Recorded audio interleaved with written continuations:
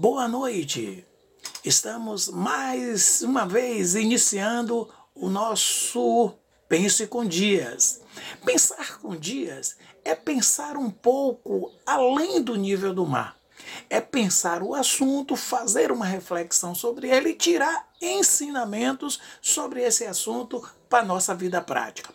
E nós no vídeo passado nós falávamos do homem que encontrou Deus no lixo. E eu quero só fazer uma correlação hoje com o que nós vamos falar nesse mesmo tema, ou seja, eu quero desdobrar esse tema. Bom, o que foi que nós falávamos? Que todos os domingos nós saíamos com um grupo de pessoas para fazer a evangelização. Isso acontecia sempre os domingos à tarde. E dentre esses dias que nós saíamos, encontramos um homem morando no lixo. E uma pessoa falou assim, olha pastor, ali tem uma pessoa que mora no lixo. Então nós fomos até aquela pessoa e começamos a tentar o diálogo com ele. Então ele mostrou que, em função de uma decepção não só do ponto de vista relacional, como também uma decepção do ponto de vista da instituição religiosa, que ele fazia parte de outras instituições que ele também passou. Então ele passou a morar ali naquele lixo e sem perspectiva de esperança, sem perspectiva de mudança de vida, completamente rejeitado pelo sistema religioso dali, pois ali circulava em torno de quase 15 a 20 igrejas circulavam no entorno onde aquele homem estava, mas ninguém se preocupou em se aproximar daquele homem para tentar uma ajuda, para tentar mudar a realidade dele. Até porque as pessoas pensam assim, isso é um problema do Estado, não é um problema da igreja. Isso é um problema exatamente da igreja. O Estado também tem a sua importância, mas se a igreja está inserida dentro daquele contexto, a igreja tem que necessariamente chegar perto dos humildes, dos carentes e dos necessitados. Então, nessa conversa, ele mandou que nós chegássemos um pouco para o lixo e ali ele estava cozinhando algo para comer. E eu perguntei, o que é isso que está cozinhando? Ele disse, não, isso aí é minha comida para hoje. E o que eu percebi era uma carne, mas quando eu cheguei bem perto era um rato que ele estava cozinhando, colocando água, tempero. Quer dizer, uma coisa muito complexa, que me abateu muito. E ali, naquele momento, nós conseguimos persuadi-lo a não comer e mobilizamos as pessoas que estavam comigo e ali nós fomos buscar alimentação para aquele homem. Ali, depois de um trabalho, no dia seguinte, nós tivemos ali, uma das irmãs cedeu um dos quartos que ela tinha, não tinha necessidade, nós cedemos, ela cedeu para aquele homem. Depois conseguimos fogão, conseguimos geladeira, conseguimos muitas coisas e conseguimos tirar aquele homem daquele estado. Mas o que me chamou a atenção foi o fato de ele dizer assim, olha, Deus vem aqui e conversa comigo. Isso me deixou um tanto que meio assim descrente. Essa é a palavra. Deus vem aqui e conversa com ele e ele disse, olha, Deus me disse, nas conversas que eu tenho com Deus, ele me disse que viria pessoas aqui que iriam me ajudar e ia me tirar deste lugar como realmente aconteceu. Aí eu passei a compreender que Deus não faz acepção de pessoas e que Deus está presente em todos os lugares. Que Deus não é um Deus que está parado em algum ponto primevo lá no universo, indiferente à realidade humana. Então o nosso Deus é um Deus libertador. Mas o que me chama a atenção é a negação da estrutura religiosa dos líderes que poderiam estar ali ajudando e buscando pessoas para tirar daquele momento difícil que algumas pessoas vivenciam. Se as pessoas são oprimidas e tratadas com discriminação e desprezo, Deus tem um lado. Deus tem o lado do fraco e do oprimido. Esse é o lado de Deus. E foi por isso que eu criei verdadeiramente que quando ele disse, Deus vem aqui e conversa comigo. Uma coisa interessante nessa reflexão é que hoje as instituições, a gente pôde aprender através dessa experiência, porque diversas instituições circulando em torno daquele homem não havia preocupação. Porque na realidade as instituições hoje, a preocupação é arrecadar, a preocupação é enriquecer, a preocupação é declarar que Deus vai dar riqueza, que Deus vai dar isso, que Deus vai dar aquilo, mas esquece o seu próximo ser humano que está à sua porta, abatido, necessitado de ajuda, de acompanhamento, de carinho e de amor. Então a gente não vê mais isso nas mensagens do Evangelho. Segundo essas mensagens que as pessoas pregam, é uma mensagem desconstituída da realidade e do fundamento que Cristo nos ensinou. Então, o que foi que eu fiz essa leitura desse fato? Primeiro, a visão é financeira e não humana das igrejas. Porque se fosse uma visão humana, obviamente que nós chegaríamos ali e olhávamos para o nosso próximo, ou seja, para o nosso semelhante que está ali caído, abatido, morando no lixo, necessitando de ajuda, e as igrejas, sabe o que é que as igrejas estão fazendo? Os pastores estão fazendo? Pedindo dízimos, oferta, para quê? Para comprar fazenda, para comprar carro, para enriquecimento, para viajar pelo país, enquanto o caído e o necessitado está ali e necessita que o bom samaritano vá lá e cuide desta pessoa. Então, qual é a visão hoje, meu irmão? A visão é financeira, não é humana. O humano é só um objeto, é só um instrumento pelo qual eu uso para alcançar os meus objetivos. Então, de todas as igrejas, de toda a estrutura religiosa que circulava em torno desse homem, ninguém se preocupou. Sabe por quê? Porque ele não podia contribuir, ele não tinha emprego. Ele morava no esgoto, ninguém quer ir perto dos carentes e abatido, mas Deus vai. Jesus está presente com os necessitados, com os abatidos, com os fracos, com os desprezados da instituição religiosa e dos homens. Jesus está ali para ajudar e cuidar. Uma outra visão é que o ser humano, na visão dessas lideranças, o ser humano é um subproduto da produção capitalista, ou seja, eu uso o ser humano como instrumento para que eu consiga chegar aos meus objetivos financeiros. Então, o discurso é esse, é manipular as pessoas, é enquadrar as pessoas, é doutrinação nas pessoas, é trabalhando a capacidade de neutralizar a mente das pessoas, fazendo uma lavagem cerebral para que as pessoas não tenham capacidade de refletir sobre a sua realidade e fica presa doutrinariamente a esses ensinamentos. Então você não pode pegar a sua oferta, o seu dízimo, desviar para uma pessoa carente e necessitada, que eles criam o terror.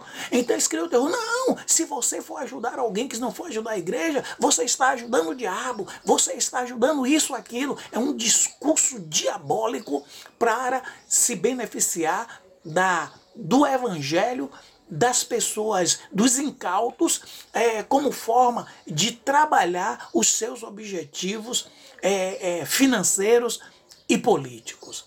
Um outro fato também que é interessante a gente presenciar nisso é que, para eles, Jesus é o caminho supremo para a produção da riqueza. Então eles não querem estudar, eles não querem trabalhar, eles querem utilizar o discurso cristocêntrico com o processo de enriquecimento. Então, Jesus não é o caminho, a verdade e a vida para eles. Jesus é o caminho, a verdade da riqueza. Então, é a propagação dessa riqueza, da exploração dos carentes e necessitados que são usados através da palavra Jesus para os benefícios particular e pessoal de grupos privilegiados que utilizam o evangelho para mentir, enganar e distanciar as pessoas do reino dos céus. Um outro ponto que está no discurso deles é quem não pode contribuir é amaldiçoado. Ou seja, a pobreza é sinônimo de maldição. Então, esse é o discurso. Então, se você não prospera, se você não contribui, se você não demonstra que tem posses, que conseguiu isso através do discurso religioso, você é amaldiçoado. E isso tem empobrecido a mensagem do Evangelho. Muitas pessoas não têm crido no Evangelho justamente por esses opressores que utilizam a palavra de Deus para enganar. Obviamente que não são todos, porque na sua totalidade dos líderes religiosos são pessoas sérias, são pessoas comprometidas com a mensagem de Cristo. É óbvio que esse campo evangélico ele é multifacetado, então existem diversas correntes religiosas, principalmente agora os neopentecostais, né, o termo que a gente utiliza, que de alguma forma determinados grupos dessa ala religiosa levam esses discursos, e esses discursos estão sendo extremamente perigosos para o evangelho e para as pessoas que querem crer no Cristo. Ou seja, as pessoas quando percebem esse tipo de instrumentalização, esse tipo de dominação, de mentira, de engodo, de engano, as pessoas passam a não crer mais na palavra de Deus, porque ela está sendo desviada para fins pessoais, de pessoas inescrupulosas. Então, ser pobre para eles é amaldiçoado. Então quer dizer que Deus não te abençoou porque você não pode contribuir com a igreja. E recentemente, a gente viu aí nos meios de comunicação, não vou citar o nome, de uma pessoa que pegou a camisa, melhor de sangue, a camisa, estava vendendo a sua camisa por R$300 porque estava com o sangue dele e o sangue dele cura. Então o sangue dele já superou o sangue de Cristo. Então Cristo é só um detalhe. É só um detalhe Cristo para esses homens que apregoam a mentira. Esse homem que estava ali no lixo, nos trouxe bastante ensinamentos. E uma das coisas que ele disse é o seguinte: pastor, quando eu pedi uma ajuda, a pessoa disse, olha, você é uma pessoa que está com uma maldição hereditária e que você tem um demônio da pobreza que você precisa expulsar esse demônio. Então, esses discursos chega a ser nojento. Esse discurso que eles estão construindo, eles irão prestar conta a Deus. Eles irão prestar conta a Deus. É um tipo de discurso que a cada dia o evangelho vai perdendo a credibilidade. Segundo os grandes ufanistas aí, eles dizem que nós temos aproximadamente, começaram com a primeira pesquisa com 60 milhões de evangélicos, depois desceram para 50, 40, 30 milhões de evangélicos no país. E a minha pergunta é essa: com esse número tão expressivo de evangélicos, por que não há uma influência positiva na sociedade? Por que não há uma conscientização de mudança, de proposta, combater as desigualdades, formular mecanismo de estudo, formular um novo processo de educação, reconstruir junto com o Estado, repensar a nação por uma outra lógica? Por quê? Qual é a influência que hoje os segmentos evangélicos têm na sociedade? Praticamente nenhum, porque a gente não vê mudança, obviamente, de nada. A gente vê a mentira, o engodo, a cada dia se proliferando e as grandes disputas. É vender as ovelhas em detrimento da mensagem cristocêntrica. Então, é vender. Por isso, queridos, essa experiência, ela foi importante porque eu aprendi muito. E aprendi baseado na palavra do próprio Cristo. Quando ele profere uma palavra interessante, ele diz assim, olha, diz aos justos, olha, quando eu tive fome, me deste de comer. Quando eu tive sede, me deste de beber. Estava preso, vocês foram me visitar. Era forasteiro, fui acolhido. Então Jesus disse, vinde benditos de meu Pai, preparado para o reino que está preparado desde a fundação do mundo. E aqueles que Jesus coloca à sua esquerda, disse, olha, vocês foi o seguinte, eu tive fome, vocês negaram o pão.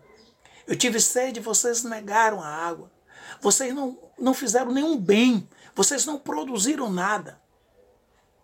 Vocês simplesmente usaram a minha palavra para enganar e mentir.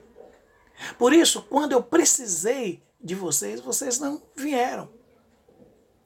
Então Jesus estava dizendo o seguinte, que quando nós ajudamos um pobre, um carente, um necessitado, Jesus disse, vocês estão fazendo a mim, porque eu estou nele e ele está em mim.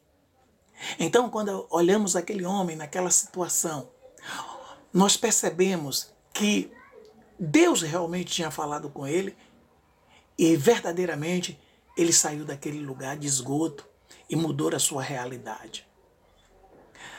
Esta é a proposta do Evangelho. O Evangelho não é para ser mercado.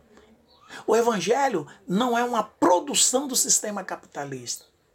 O Evangelho é a palavra que transforma, é a palavra que muda, é a palavra que traz uma nova perspectiva de vida para o ser humano. É a palavra de amor, de respeito, de tolerância. É a palavra que nos fora dado em Cristo para reconstruir um novo homem segundo a perspectiva de Deus. Mas esse evangelho, infelizmente, está sendo mudado. Eles estão colocando um outro fundamento em cima do fundamento que é Cristo. Não vai prosperar. Eles podem fazer o que querem, mas não vai prosperar. O interessante é que eles utilizam as pessoas para enganar, oprimir. Depois eles pegam, vão comprar gados, fazenda, vai ficar tudo aí. Para Deus o que conta não é a sua religiosidade. Para Deus o que conta é o coração. Por isso, o Pense com Dias é uma forma de você pensar diferente acima do nível do mar. Não deixe que as pessoas te manipulem. Não permita que os líderes te controlem. Você tem a sua liberdade. Cristo chamou você para a sua liberdade. Por isso que ele diz, conhecereis a verdade liberta. Então, não é a questão de você ser livre e voltar a ser escravo. Porque, na realidade, esses líderes querem lhe escravizar. Mas se você permitir que essa verdade de Cristo penetre no seu coração, você vai se libertar de todo engano, de toda mentira, de toda opressão, de todo engodo, de tudo que eles usam como artifício para manipular e controlar as pessoas.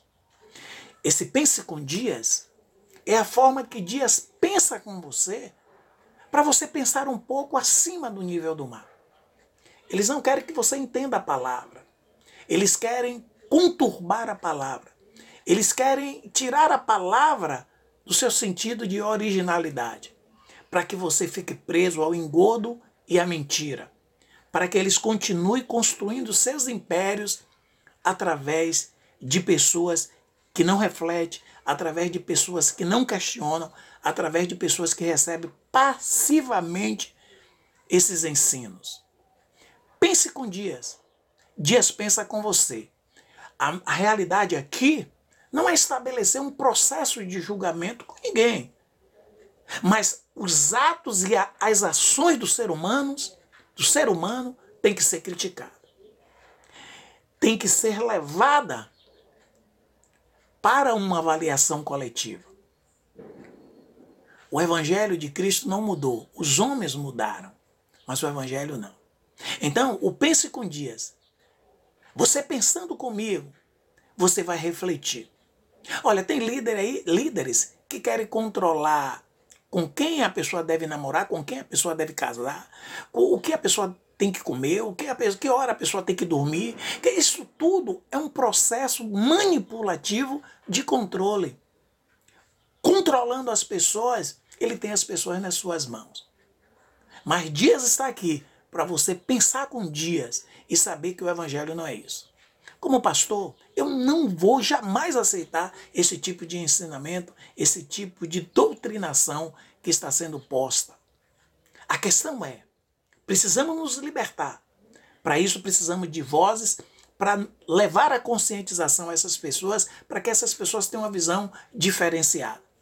Pense com Dias, Dias pensa com você. Essa é a forma para você entender a proposta do verdadeiro Evangelho em Cristo. Que Deus te abençoe. Próxima sexta estaremos juntos aqui no Pense com Dias. Um grande abraço!